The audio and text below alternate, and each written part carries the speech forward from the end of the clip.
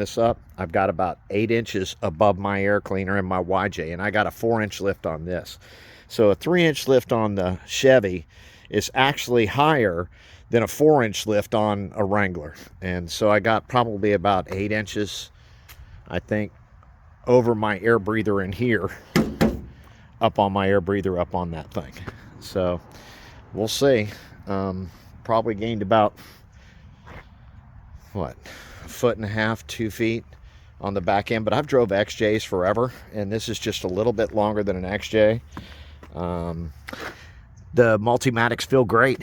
I've been already took it for a little ride. It's only got a few hundred miles on it, but took it for a ride and, you know, tested it out a little bit. And it's going to get a lot of off-roading over the next few weeks. We're going to do 6 trails and 6 trails in 2 weeks.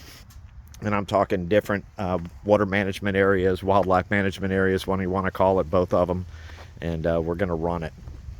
So pretty cool. Steel. These things are made to be beat up by rock and then replaced. And that's what these corners are for. They're replacement corners. And that wheel's going up in here.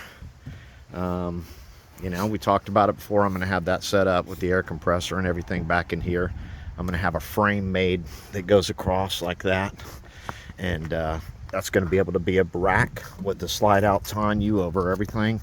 And the wheel is going to lay up in there. I'm not really going to use it like a regular pickup truck. It's going to be an off-roader for me. And man, is it nice.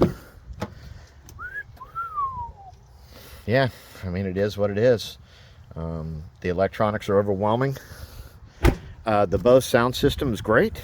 You know, not what I thought it'd be. This one, it can go anywhere. This one's going to need a little work.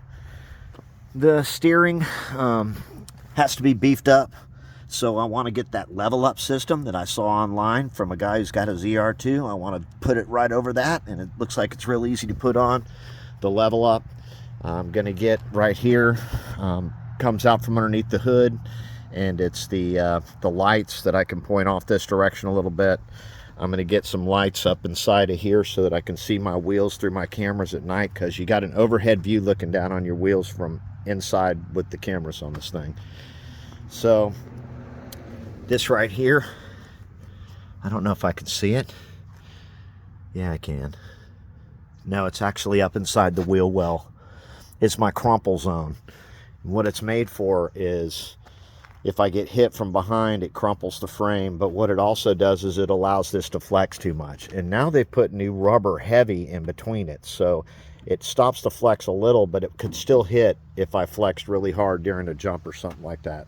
So I'm putting these reinforcement frames on it, on my frame, and welding them to it so I can have a little bit more reinforcement. And it still allows for play, but there will be no catastrophic failure like happened with Chad when he was running across the desert in his race. So, Desert Boss, man, it is more pretty than I ever thought it would be. What a great ride. And the Jeep ain't going nowhere. And all you Jeeper guys, don't be mad, because every time I want to go out and go through some tight trails and hit some four-wheeler trails in a Jeep, that's what I'm going to do. That one is going to get about 7,000 miles of trailing on it. You guys have a nice day.